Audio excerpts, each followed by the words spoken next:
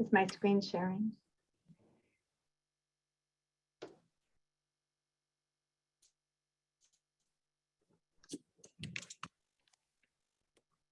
Hello, welcome to the American Association for Hand Surgery and American Society of Hand Therapists combined webinar on dynamic stability of the first carpal metacarpal joint. My name is Nora Barrett. I'm an active member of both AAHS and ASHT, and I will be your moderator this evening. In tonight's webinar, the presenters will discuss the history and anatomical theories behind the dynamic stability approach to treating first carpal metacarpal joint osteoarthritis. In the second half of the webinar, they will provide tangible information to include a dynamic stability approach to treatment in the hand clinic. Now I would like to introduce our panelists. Cindy Ivey is a full clinical professor at Northern Arizona University in the entry-level Doctorate of Occupational Therapy program. Prior to transitioning to teaching, she worked full-time at Mayo Clinic in Arizona and Minnesota for 30 years, where she practiced in a variety of settings and positions with an academic appointment of Assistant Professor of Physical Medicine and Rehabilitation. Cindy serves on the research division of ASHT, is a former ASHT board member and current board member of the American Association for Hand Surgery. Dr. Peter Murray is professor and chair, Department of Orthopedic Surgery at Mayo Clinic in Florida. Dr. Murray specializes in hand surgery and microsurgery and has special interests in surgical reconstruction of peripheral nerve injuries, including brachial plexus reconstruction. He treats all disorders of the hand and upper limb, including joint arthroplasty of the hand, wrist, and elbow. In 2016, Dr. Murray was recognized with the Healthcare Hero Award by the Jacksonville Business Journal and has received Jacksonville's Top Doctor Award numerous times. Dr. Murray is past president of the American Board of Orthopedic Surgery, past president of the American Association for Hand Surgery, and is past chair of the Orthopedic Surgery Residency Review Committee for the Accreditation Council for Graduate Medical Education. Dr. Murray is currently a council member, American Society for Surgery of the Hand, and has held numerous committee positions for the ASSH. Dr. Murray has authored more than 150 scientific publications and 3 books. He has lectured on hand surgery in 22 different countries. Kim McVeigh is an operations administrator for the Department of Physical Medicine and Rehabilitation, the Department of Pain Medicine, and Employee Wellbeing at Mayo Clinic in Florida, and has been an occupational therapist and certified hand therapist, actively practicing in hand, wrist, elbow, and shoulder orthopedic injuries at Mayo Clinic since 1999.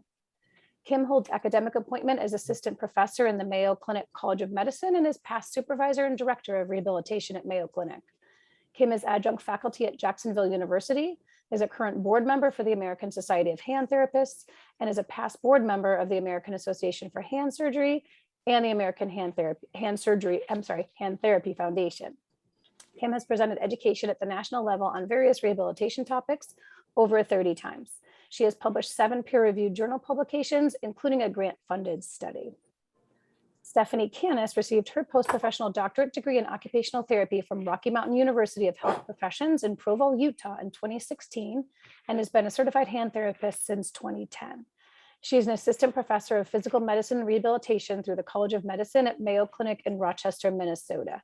She works as the hand clinical lead therapist, director of the Occupational Therapy Fellowships, and the Occupational Therapy Hand Fellowship Coordinator at Mayo Clinic, Rochester.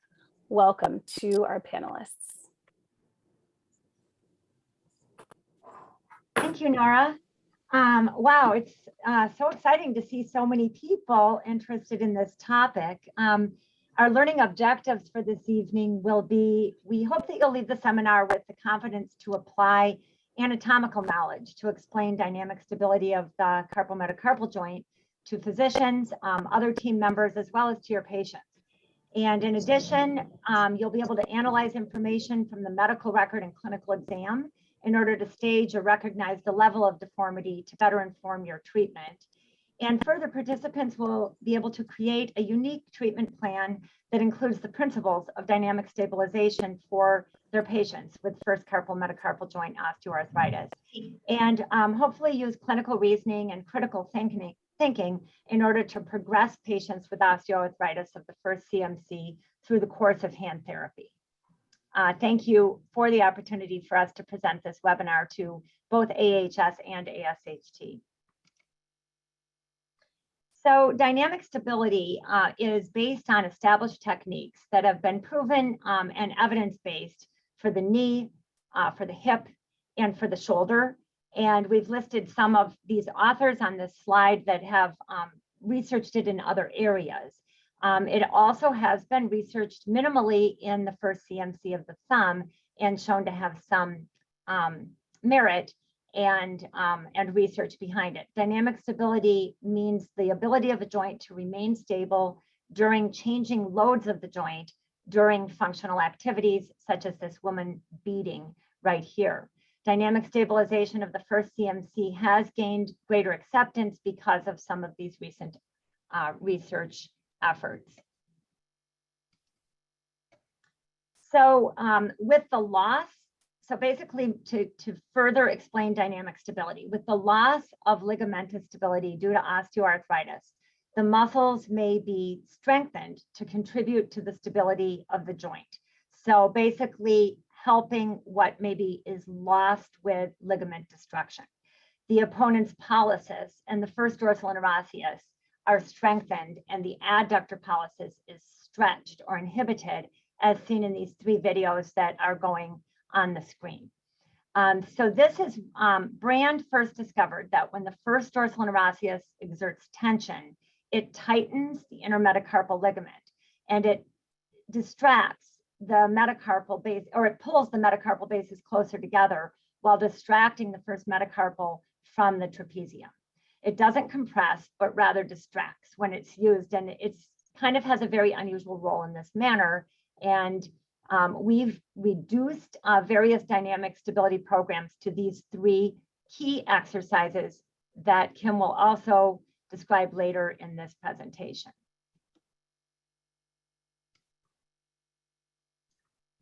So we want to emphasize that dynamic stability is an adjunct to traditional therapeutic approaches that have shown success. And these would include the use of orthoses, joint protection principles, as in these bottom 2 pictures, and general exercises. And one that I like is the use of these Chinese balls. Kim and Stephanie and I began using this technique in our clinics. We had a discussion and we talked about the work of Paul Brand, whose picture I put up here, and also Albrecht, O'Brien, Givians, and Taylor. Dr. Brand discusses the importance of the role of the first dorsal interosseous in stabilizing the CMC joint in his book, Clinical Mechanics of the Hand. And we also noticed that we had anecdotal success individually in the clinic, which is why we decided to design and implement a randomized controlled trial. And we've now had 2 of those, one that's been published and one that's not yet published. Osteoarthritis of the first CMC joint is marked by tenderness, sometimes limitation of motion, swelling, potential joint deformity, and instability. There can be subluxation at the base of the thumb and the MCP may be in an adducted posture, and it sometimes is called squaring of the thumb. And you can really see that in this picture here, where the thumb has like a square shape at the bottom of it. It generally affects postmenopausal women, but it can affect people of all ages, both men and women. And it is exacerbated upon use, and it's sometimes described by the patients as just general radial-sided wrist pain. So just to take a closer look at the bony anatomy, it's semi-constrained and it's incongruent. And I found this old picture in the Mayo archives that I thought was excellent in showing how there is kind of two saddles involved in the joint. The axes of the opposing parts of the saddle are perpendicular to each other in the two saddles, and they face proximal, and the proximal saddle is, the distal saddle faces proximal, and the proximal saddle is rotated 90 degrees in relation to the distal saddle, which is an upside down saddle, if you go back to the picture of the horse. And then the two saddles together allow for the CMC joint to provide the motions of extension, flexion, adduction, abduction, and then combined those motions cause opposition, retroposition, palmar and radial abduction, and palmar and radial adduction. There's increased range of motion in opposition also because of the architecture of this joint. So there's quite a few ligaments that surround and support the CMC joint.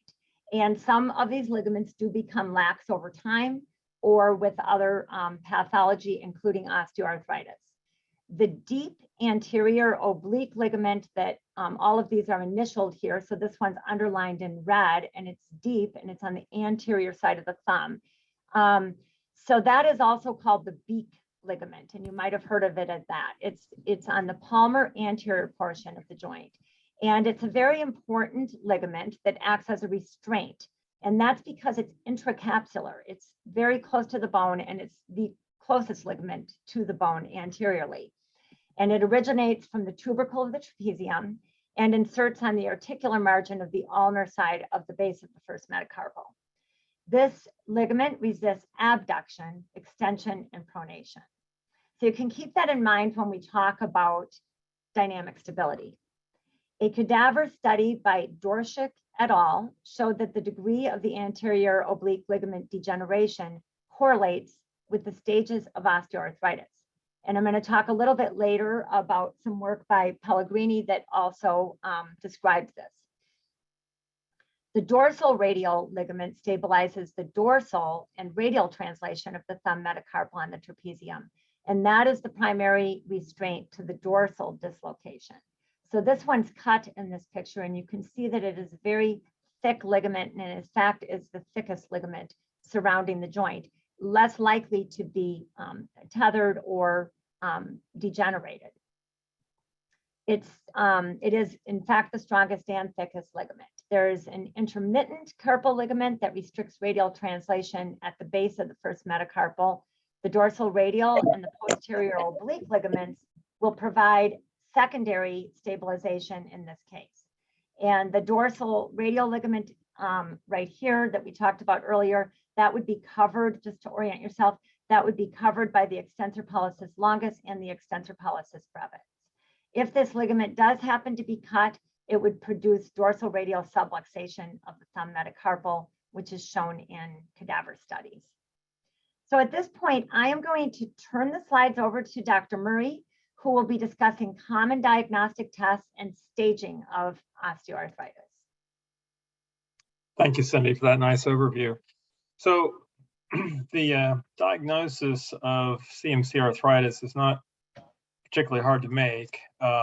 It's important to distinguish it from other diagnoses around the wrist, such as de Quervain's extensor tenosynovitis and scapholunate advanced collapse or slack wrist. A couple of the examination tools we use is depicted here on the top right is the so-called lever test, and simply what you're trying to do is lever the thumb metacarpal base out of the saddle that Cindy described on the distal articular surface of the trapezium. That generally elicits pain. You may also identify instability.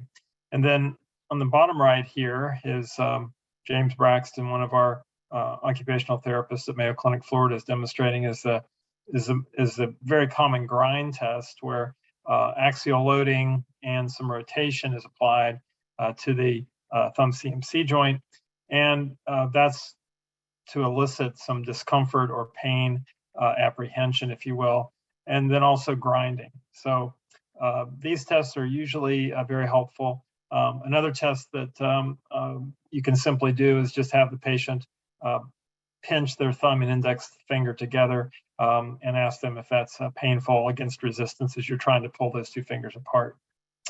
Next slide. So Eaton in the early 1970s, Dick Eaton described a 4-stage classification of CMC joint degenerative arthritis. And like many classification systems, it's helpful for diagnostic and explaining purposes, but it's not necessarily correlated with the outcome or a surgical indication. Stage 1 involves simply synovitis of the thumb CMC joint. How do you determine that? Well, there can be some very subtle widening, perhaps some very subtle subluxation of the thumb CMC joint, as depicted here. Next slide. Stage 2 is a little bit more dramatic, where you will often see subluxation, perhaps less than 25% of the articular surface, and some subtle narrowing of the thumb CMC joint. The narrowing is a little bit of a misnomer, because remember, this is not a space; it's actually a cartilage shadow, and so it's an elimination or wearing away of the cartilage that makes that apparent space between the two bones shorter. Also, Eaton described small osteophytes or small loose bodies less than 2 millimeters as being present in this stage. Next slide. Stage 3 is a little bit more dramatic yet, and here there's almost always subluxation of the thumb CMC joint, rather dramatic narrowing of the thumb CMC joint, and then also some subchondral sclerosis, as nicely demonstrated here in this patient. And then finally, stage 4 is the very advanced stage of thumb CMC arthritis. And I'll back up to say that in stage 3, we will see osteophytes and loose bodies in excess of 2 millimeters. In classification stage 4, you'll see all of those elements, plus rather dramatic obliteration of the thumb CMC joint and periarticular involvement, which includes the scaphotrapezial trapezoidal joint, as noted here. Notice that the articulation between the scaphoid and the proximal articular surface of the trapezium is completely destroyed, and there's also subchondral sclerosis about that articulation. And there's some other additional examples here of stage 4. This is a more marked subluxation with large osteophyte formation. And then I believe here, this is a nice demonstration on the right of a Roberts view, which is sometimes difficult to obtain in these patients in the advanced age group because of lack of shoulder internal rotation, which makes it hard for them to put the anterior or dorsal aspect of the thumb CMC joint, or I should say the posterior aspect of the thumb CMC joint, down on a cassette. So these are just some examples of what the advanced stage 4 arthritis of the thumb CMC joint look like. Okay, so I'll pick it up here, just talking just briefly about some of the theories behind the etiology of CMC osteoarthritis. And I think we all teach our patients about the wear and tear of the joint, and the post-traumatic stress theory of the athlete that hurts the joint, or if there's been a fracture earlier. And then there's also a theory of ligamentous laxity leading to CMC joint arthritis, and this is based on lots of different actually cadaver studies over several years. So the etiology of the first CMC joint does include theories of both laxity, post-traumatic stress, and wear and tear.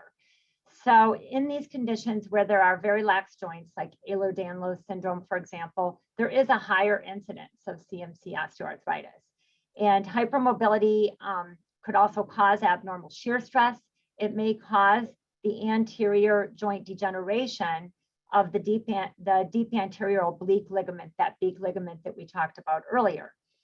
However, studies have shown that there's increased degeneration of the dorsal radial quadrant of the trapezium, and sometimes no significant degeneration on the anterior ulnar surface. And that would support more the joint impingement theory.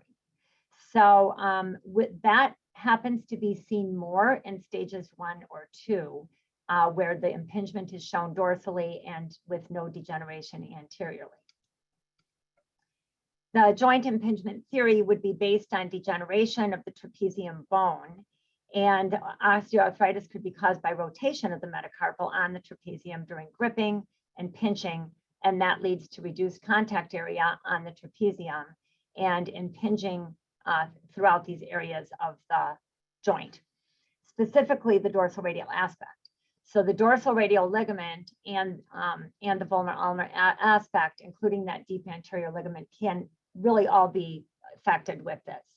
The theory somewhat supports the fact that more females may have first CMC than males because of the architecture and size of the bones in the hand. In comparison of male to female bony architecture, all had the dorsal radial trapezial region with significantly more degeneration. However, women had greater concavity and less surface area remaining in the degeneration in a study by D. Rett et al. So there's also been some three-dimensional analysis of osteoarthritic changes in the thumb that showed there was an increase of degeneration of the dorsal radial quadrant of the trapezium with no degeneration of the radial and ulnar surface. And as I just mentioned, and this would support the impingement theory. So basically, we think that both theories have merit. I mentioned the anterior oblique ligament earlier, and these two studies that were done in the early 90s, both cadaver studies by Pellegrini, support that kind of laxity theory affecting the anterior oblique ligament. And in all of the cadavers that they looked at, in both of the studies, they discovered that the greatest joint destruction was in the volar region of the joint, and that was in stages 3 and 4 of osteoarthritis. And in people that are undergoing CMC arthroplasty, they noticed that the destruction was in the volar region. So in both of these theories, stability of the joint is threatened. And in both theories, there's good merit that individuals may have osteoarthritis for either reason, and whether it's primarily joint laxity or joint laxity that comes as a result later of ligament destruction and wear and tear. And so one theory may influence the other. There is a cascading process of impingement and laxity that can lead to joint instability, as you can imagine with this kind of understanding this anatomy. In addition, the question does arise whether protective posturing of the patient themselves of the painful thumb could also lead to some ligament laxity or other changes in just normal biomechanics. So just to review again, the muscles that are surrounding the first CMC, there's many. There's actually 9 muscles, and all of these muscles may contribute to dynamic stabilization. So the anterior muscles would be the abductor pollicis brevis, the flexor pollicis brevis and opponens pollicis, the flexor pollicis longus, and the adductor pollicis deep. The posterior muscles would include the first compartment, the abductor pollicis longus and extensor pollicis brevis, the extensor pollicis longus, the first dorsal interosseous muscle. Now, while all of these muscles do contribute to dynamic stability when one is using the thumb in everyday activities, studies have shown that the first dorsal interosseous and the opponens pollicis may be the greatest contributors. And the adductor pollicis may be the greatest, opposing factor, and therefore needing stretching and release. So just to show dissections of each of these, which we did show in an earlier slide, that they're the first dorsal interosseous is very broad and large muscle that does not cross the joint, but affects the entire first metacarpal and is attached to the entire first and quite a lot of attachments on the second metacarpal as well. And the adductor pollicis brevis is also a very large, broad muscle with two heads that creates quite a bit of strength and load on the metacarpal and trapezium. So with that review, at this time, I'm going to turn it over to the second half of the webinar, which will be talking a little bit more specifically about dynamic stability, the approach, and the specific exercises to Kim McVeigh. Thank you, Cindy, and thank you, Dr. Murray, for getting us off to such a great start and providing some great anatomical background. So we're going to talk more about dynamic stability. It's a complex process. It involves alignment of the bones, proper function of all the ligaments we've been talking about, a working sensory motor system, and activation of several surrounding muscles that we've also been talking about. When there's dynamic stability, a joint will remain stable with changing loads on the joint during various functional activities. Dynamic stabilization of the first CMC has gained acceptance because of the recent published evidence. Next slide. This approach in the first CMC is based on established techniques that are used in the knee, hip, and shoulder using the same principles. So the goals of dynamic stabilization are to restore the web space, reduce pain, and stabilize the CMC. Thumb opposition, or what we like to call the C position, is the position of function for most activities of daily living. The CMC joint must remain stabilized by these ligaments and muscles during movement and static posturing. Both the first dorsal interosseous muscle and the opponent's pollicis are engaged throughout the motion of opposition. With loss of ligamentous stability due to osteoarthritis, the muscles may be strengthened to contribute to the stability of the joint during activities.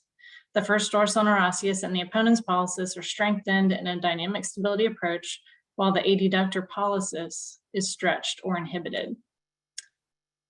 Radiographic and cadaveric studies have suggested that strengthening the first dorsal interosseous and opponent's pollicis muscles assist in stabilizing the first metacarpal on the trapezium to prevent that radial subluxation and ensure centralization of the metacarpal on the trapezium. This will then in turn decrease the abnormal joint loading during functional activities. So you're seeing in the video there an example of earlier in the slides, you saw the C position doing a static pinch for opponent's pollicis. And then in a second exercise, you saw the first dorsal interossei exercise. This combines those two exercises. So it's kind of like buy one, get one free. Next slide. In a biomechanical study performed on healthy cadaveric thumbs, the first dorsal interosseous was shown to be the greatest stabilizer of the CMC joint, and the abductor pollicis longus was the greatest destabilizer. The study confirmed that the first dorsal interossei and the opponent's pollicis interrelationship stabilizes the first CMC joint. The authors recommended a dynamic stabilization exercise program for the first dorsal interosseous and opponent's pollicis strengthening and avoiding abductor pollicis longus strengthening. In a different cadaver study by Adams et al., compared loads applied to the first dorsal interosseous, the opponent's pollicis, and both muscles simultaneously. Capsulotomies were then performed prior to the study to allow for subluxation. They measured the radial subluxation and articular width changes in the three conditions: load to the first dorsal interossei, load to the opponent's pollicis, and load to both muscles at the same time. Activation of the opponent's pollicis alone did actually reduce the radial subluxation and increased articular width. When looking at the first dorsal interosseous alone, it had minimal effect on reducing subluxation or the articular width. However, co-activation of both muscles had the greatest improvement of the subluxation and articular width. Therefore, the authors recommended simultaneous strengthening of the first dorsal interossei with the opponent's pollicis. So you can see that's where we've started working on combining the exercises into one for your buy one, get one free exercise. So in the photo on the left, this is actually how I like to combine the exercises. One thing I've learned with patients over time is when they're trying to do the C stabilization pinch, their MCP often collapses. So by placing something in their hand, and they're in the photo, they're trying to pinch the thumb to the long finger, it helps stabilize that MCP joint while they're activating their opponents. And as they lift that index finger into a radially abducted position, they're activating the first dorsal interossei at the same time.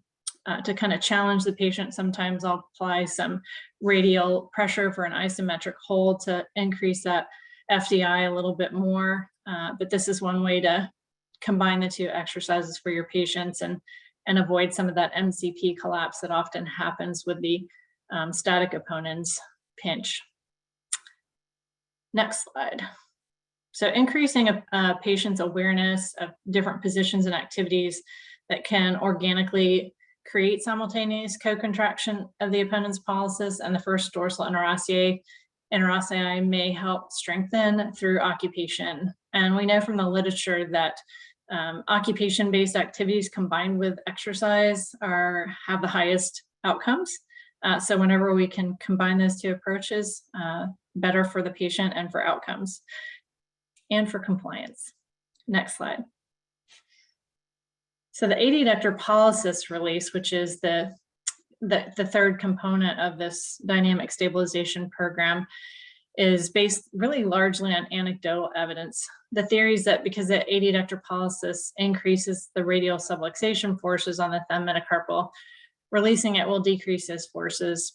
In addition, the release techniques may serve to prevent contraction of the thumb web space through stretching.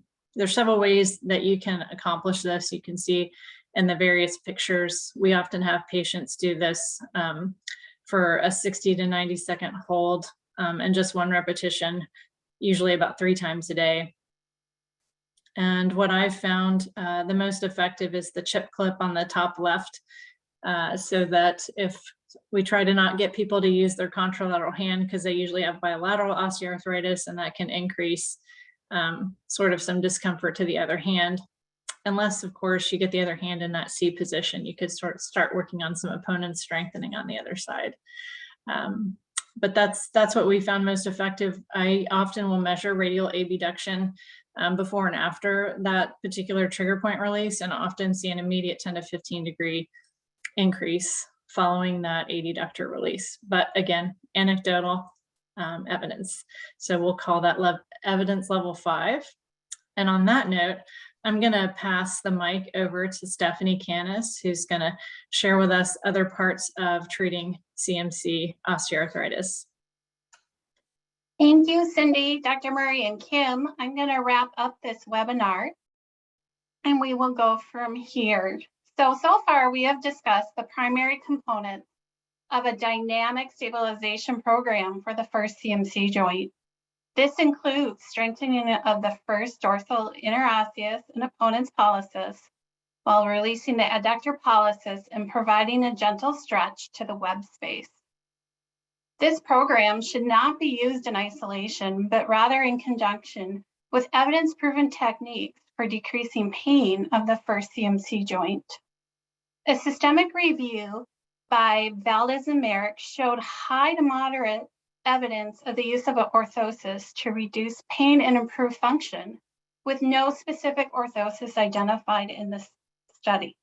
Moderate evidence of joint protection and adaptive equipment to improve hand function and pain, and moderate evidence to improve grip strength for hand function and pain with range of motion, and moderate to weak evidence of using paraffin or other forms of heat. In addition, a meta-analysis by Bertazzi et al.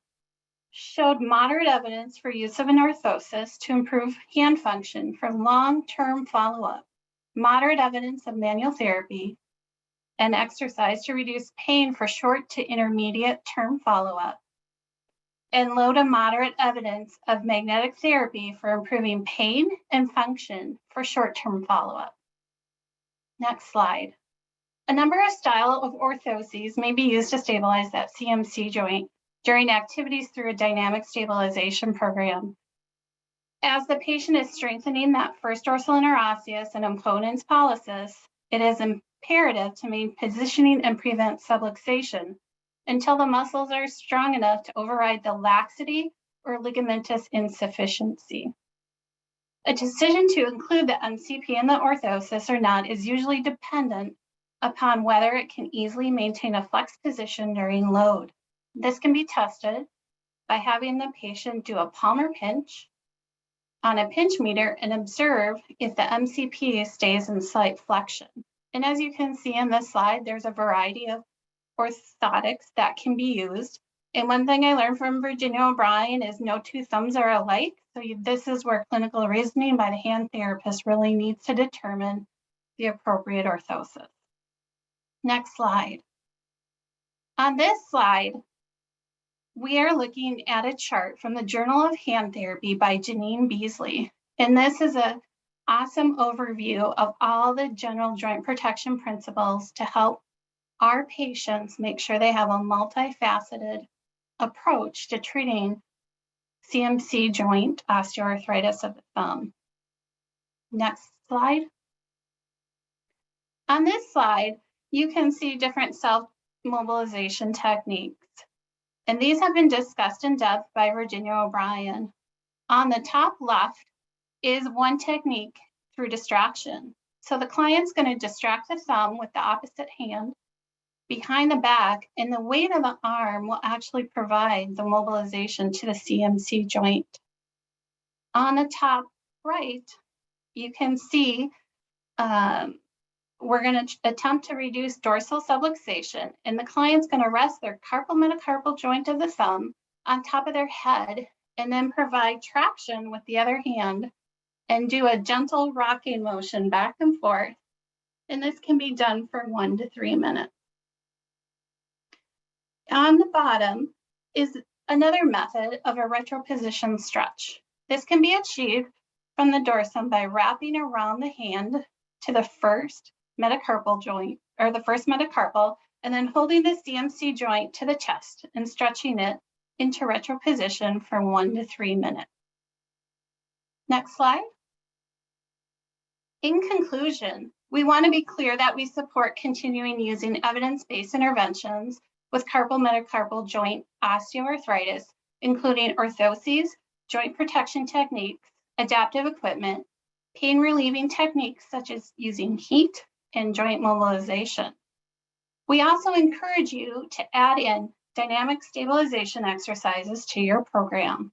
As we move into the future, there will be additional considerations for treatment for clients with osteoarthritis, such as advancements in orthotic fabrication with 3D printing means, continued research in dynamic stability for the first CMC joint, and newer knowledge regarding proprioceptive neuromuscular facilitation for thumb osteoarthritis as presented at this year's International Federation of Society for Surgery of the Hand by Chris Valdez.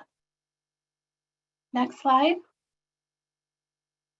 At this time, we thank you for your attention during this webinar, and we would like to entertain any questions or discussion. Thank you. Thank you so much to our panelists. We appreciate all the work that you did to put this together. Obviously a very hot topic. We had over 250 people with us tonight on this webinar, and over 600 were registered.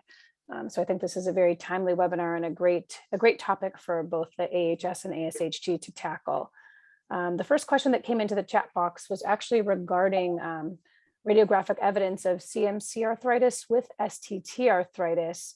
And Dr. Murray did answer the question in the chat box, which was, is there a way to clinically differentiate when a patient might have both?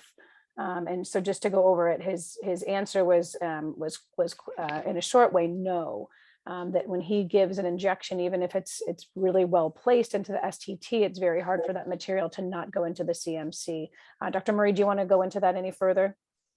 No, I think that's the gist of it. I mean, I think in a well-placed injection with fluoro, perhaps some dye, you could make an argument that you're more selectively injecting the ST for diagnostic purposes. But at least in my experience, by and large, it's very difficult to make a distinction.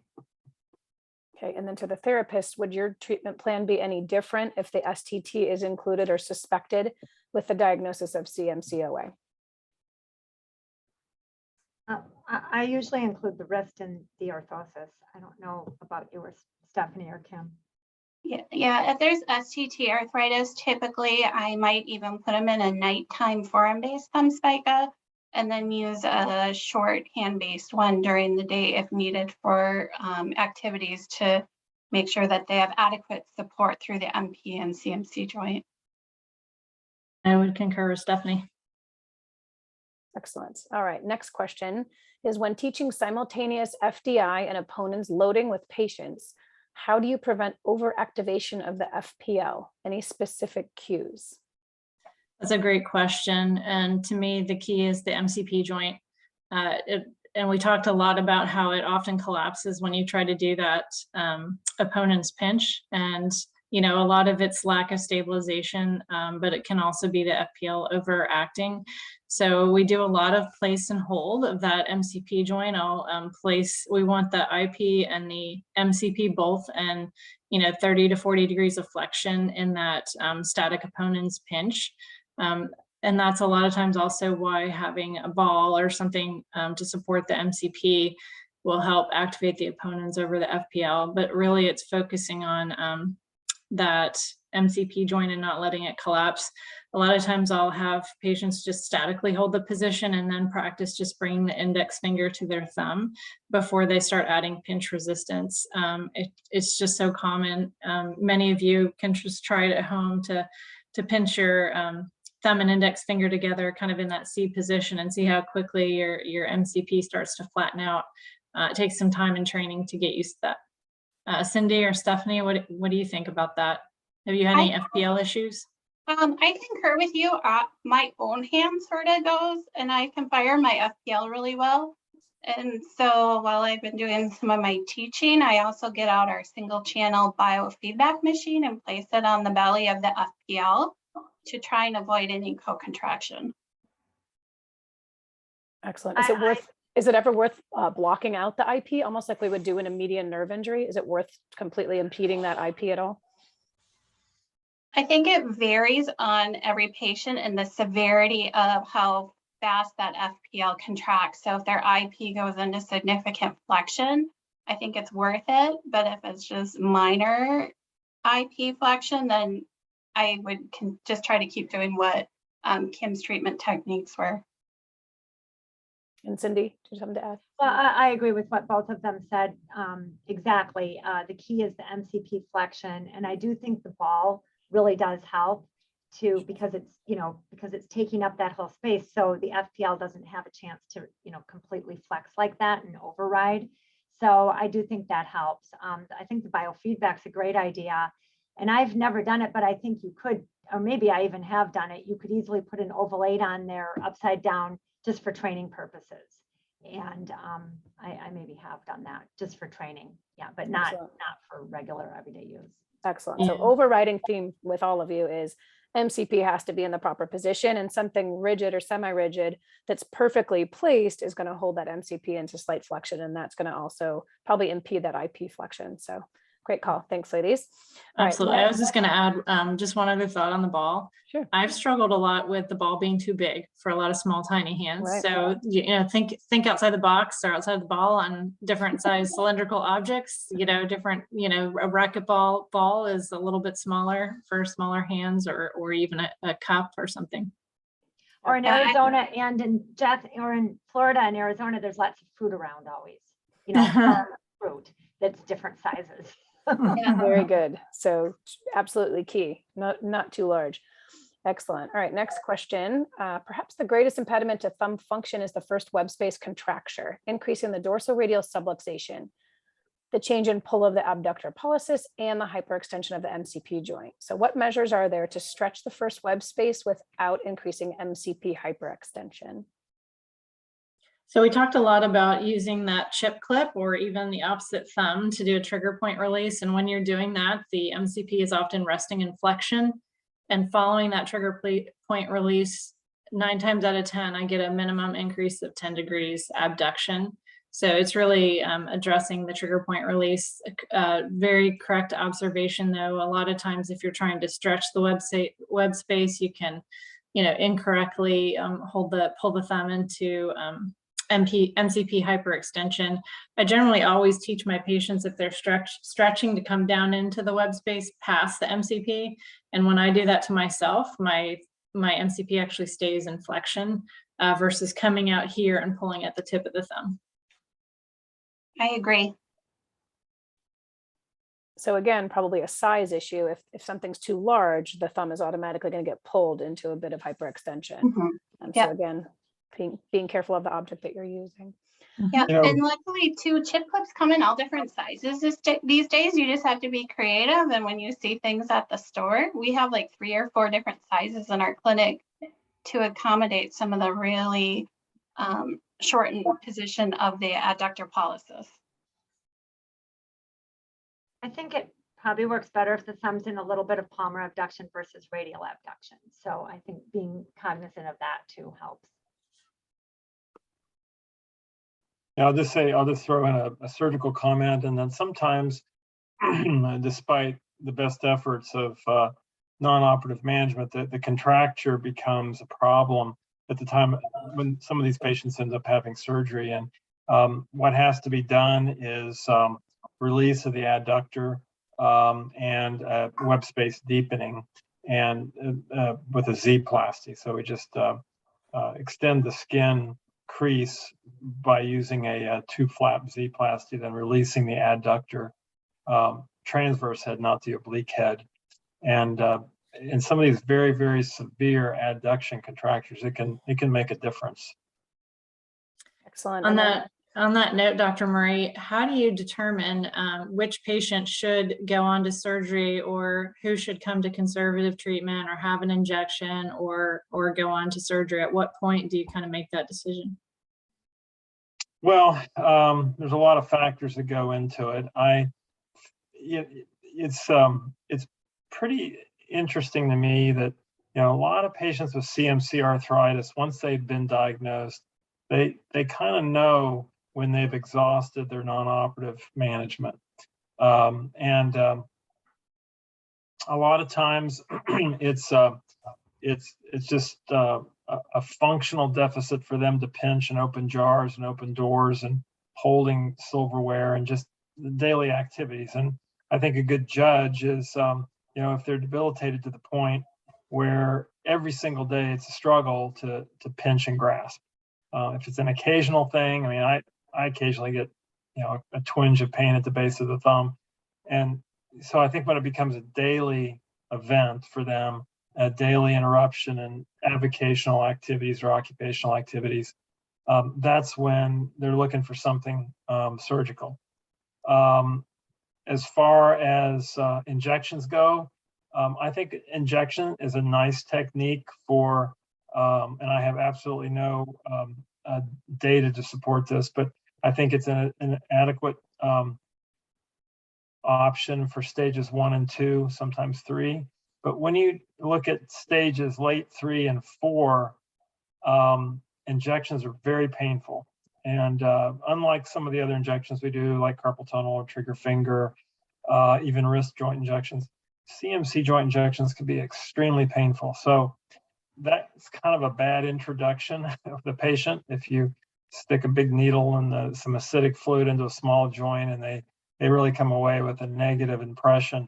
So I really try to avoid injections in the later stages at all. And I'll tell them also too that they usually don't work. In my experience, they usually don't work in stage 4, late stage 3. Stage 1 and 2, I think it's a nice technique, and some people can survive on that for quite some time. And that said, speaking of early and later stages, you folks who've authored the journal article on dynamic stability, is there a time when it doesn't work anymore? Is there a cutoff stage where dynamic stabilization is not as effective? Well, we didn't study that statistically exactly. We did look at it, but I think we didn't have large enough numbers to say a direct cutoff emphatically with, with statistical significance. But I think we think it's better in the first two stages.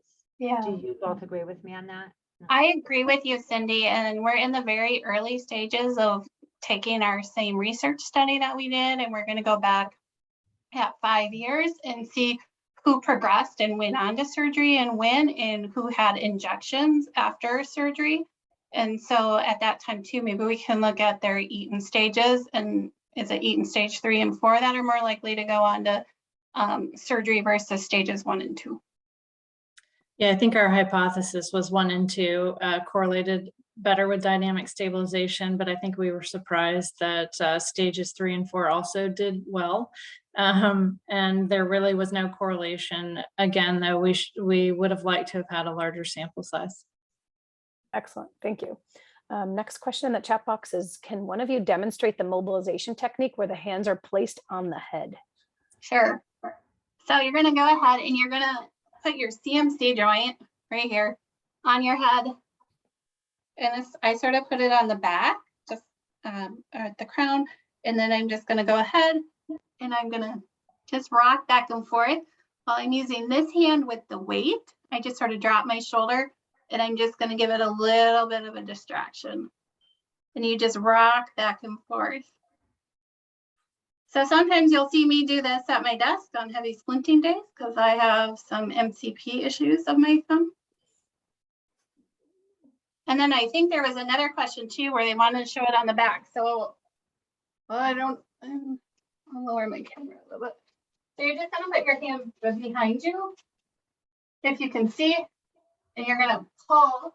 And I typically take the metacarpal and I'm gonna pull more on my metacarpal versus my proximal phalanx because I don't want to hurt my MCP. And I'm just gonna let my arm weight do the work for the joint distraction. And then Stephanie, can you also comment on the rationale behind that? So the rationale is if you can distract the joint a little bit, you're going to create a little bit more space. And it helps probably with some of the nerve endings and the ligaments as a pain relieving modality for our patient. Okay, excellent. Thank you very much. Next question is, what is the average number of visits for a conservative program that includes dynamic stability exercises in addition to use of orthosis, joint protection, and pain control? Is there that average number? I think it varies by clinic.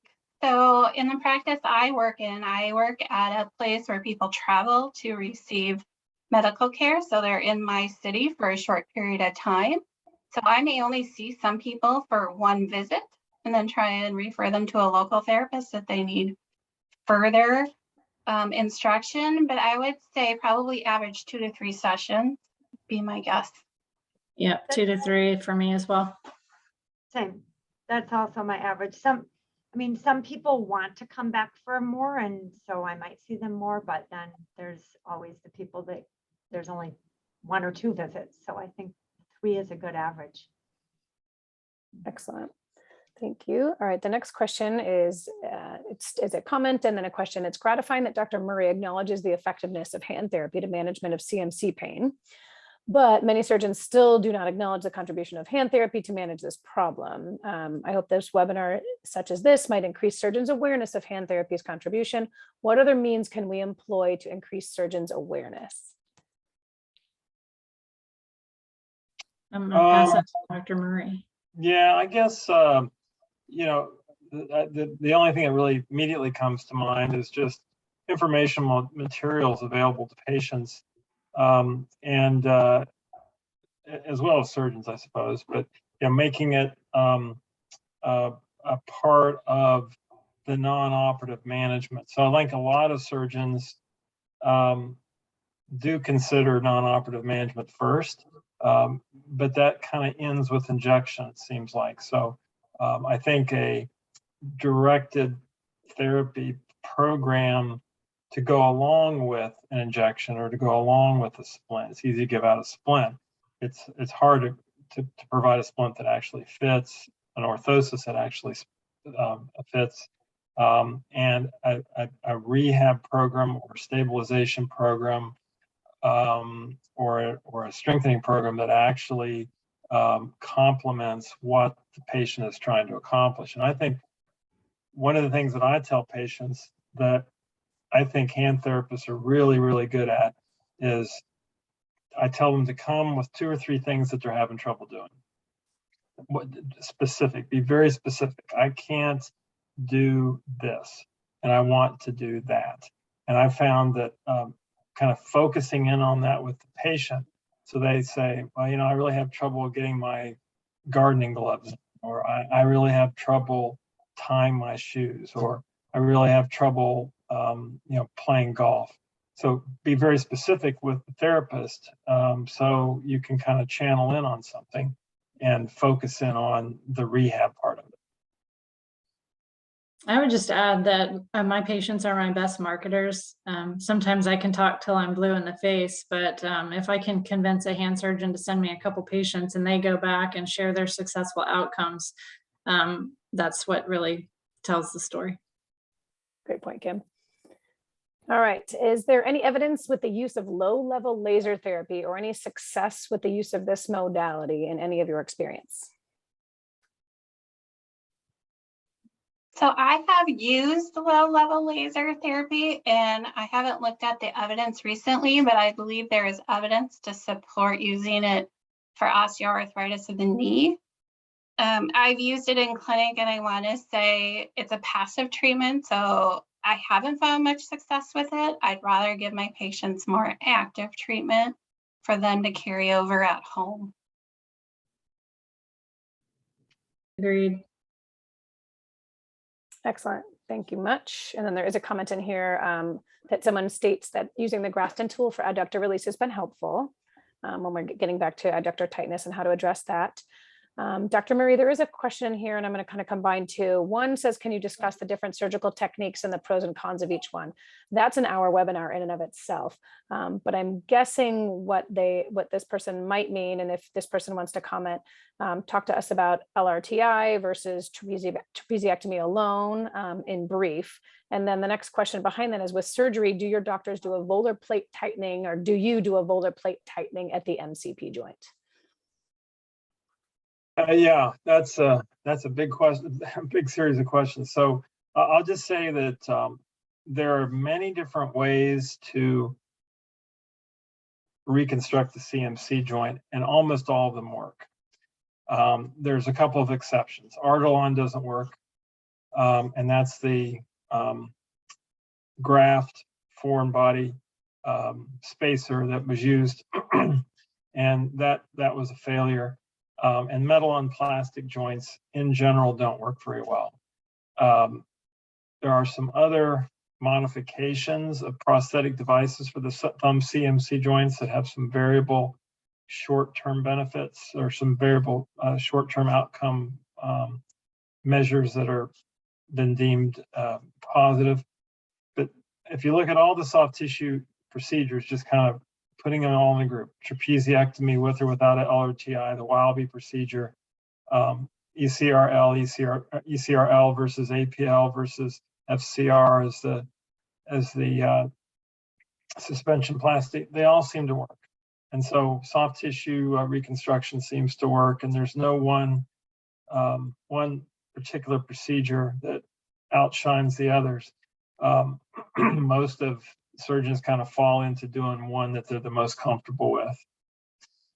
As far as the MCP joint, the doctor book answer is that if you have instability of the MCP joint, then there have been a couple of different studies that have shown failure rates of the thumb reconstruction to be higher.